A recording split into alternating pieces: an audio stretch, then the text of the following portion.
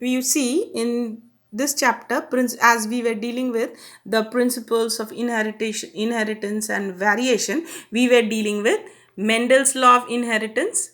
Okay, so last class we had already done the Mendel's law of inheritance. Okay, now basically you all know that presently we are dealing with genetics. So what is genetics? See, the subject deals with the inheritance as well as the variation of character from parents to offspring. So inheritance is the process by which characters are passed from the parents to the progeny. What is progeny? The future progeny is the future generation. Now it is the basis of heredity. Variation is the degree by which the progeny differ from the parents. That means parents and offspring, they show certain point of dissimilarity. You might look exactly like your parents, but you and your parents are two different individuals and you vary from your parents. So that is known as the variation. Variation means difference. Okay, so the variation is actually, it is a many time it is a hidden character. Okay, now this character, hidden character, was actually found out by Gregor Mendel. Now, it was through artificial selection and domestication from ancestral point. Now, you see, in the last class, we had seen that characters, we had dealt with dominant and recessive trait.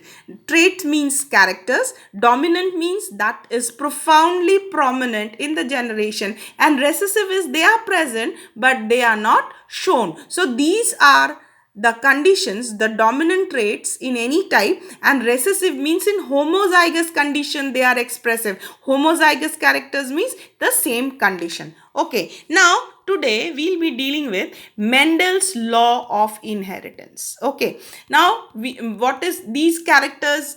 Just contrasting characters we had done in our last class. So he experimented, as we all know, with Pisum sativum, the sweet pea plant, artificial pollination, self-pollination. Now see here, focus here. Now Mendel conducted such artificial pollination. Okay, that means cross pollination experiment using several true breeding pea lines. What is true breeding?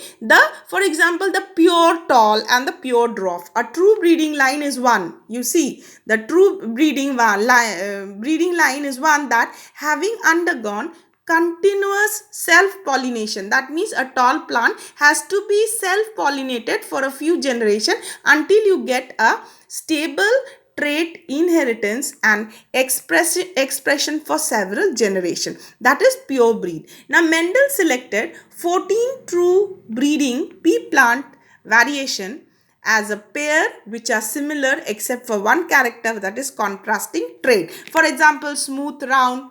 See, contrasting trait we had already done, isn't it? Yellow and green, smooth and inflated, green and yellow pods, dwarf plants and tall plants, so that the features are sharply visible. You see contrasting traits here, isn't it? Now you see in this figure, if you focus, you see how it was cross-breeded. That means what? See, this is a flower.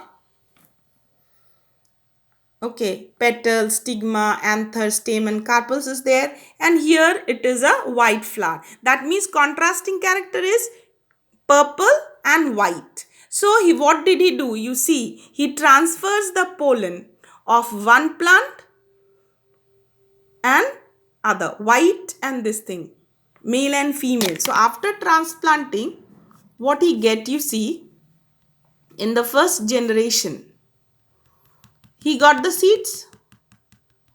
Okay, now from the seed, you see all the plants are purple in color.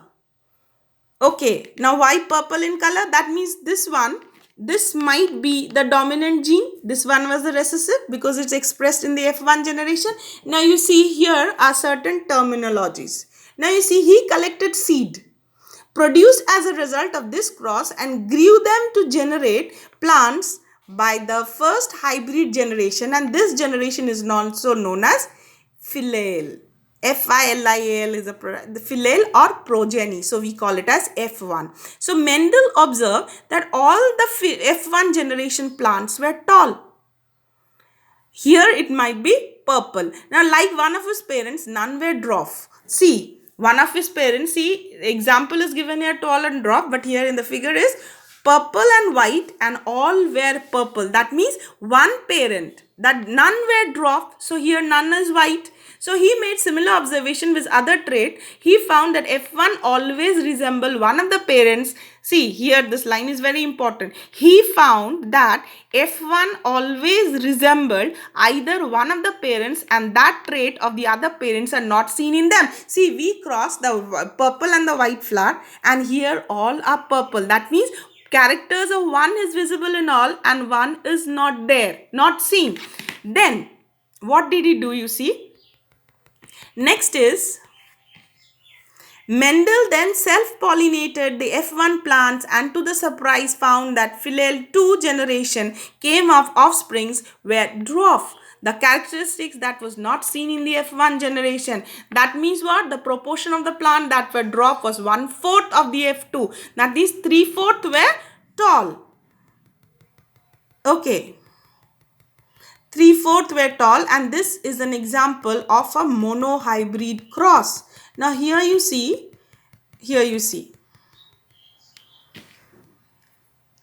first is a tall and a dwarf plant. They were crossed.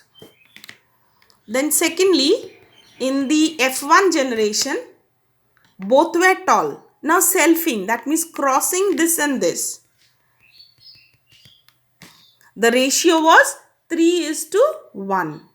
That means this is the diagrammatic representation of monohybrid cross. Now what happens? Basically, if we see genetically,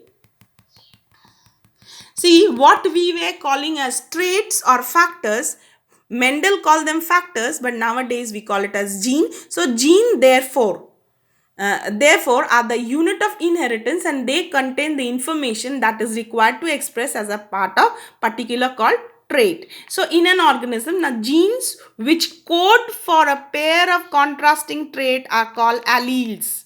Mind it, genes are responsible for characters, and if these characters are coding for a contrasting trait, that is known as alleles, and they are slightly from the gene. Okay. Now you see, we use alphabetical symbol as F1. Dominant we use as a capital letter. See, dominant is used as T and small t for dwarf. So the physical expressions is known as phenotypic. The genetical expression is known as genotypic. So capital TT is phenotypically and genotypically tall. This is phenotypically, this is tall, but genotypically it is mixed, and this is phenotypically dwarf, and this is same thing. Okay, so that is tall and the dwarf. So pure tall and pure dwarf has been expressed by, you see, capital T, small t, tall and dwarf characteristics. Now you see phenotypic expressions. Phenotypic is TT. They are heterozygous condition. They are all tall. That means T is a dominant trait. So hence one dominates the other. So hence it is called dominant and recessive, capital T. Okay. Now homozygous and heterozygous, these are also the terms that you have to be prepared. Okay. So what we were doing is the monohybrid cross. So this monohybrid cross is a very important one, and this has to be remembered. See, tall plant and a dwarf, capital T, small t, TT. Okay. Generation wise. Okay, you see it properly. The tall plant, capital T, the dwarf plant, small t. This is a checkered board. See, gametes is segregate. It has two gametes, homozygous, TT. This is also homozygous, TT. Now, this T comes here, capital T, small t, capital T, small t, again capital T, small t, and capital T, small t. So, this is the F1 generation, and they are all tall. So that means they are tall, but they are in heterozygous condition. Okay, so one thing that is important terminology, that is segregate. See, capital T segregate to forms gametes, and this is the second generation. If it's second generation selfing, so second generation they are phenotypically tall, but they are heterozygous tall. One capital T small t, again they are crossed. So you get it as a 3:1 ratio, phenotypic ratio, and genotypic is 1:2:1. So this is very important and you have to remember it, and this is known as a Punnett square. Okay.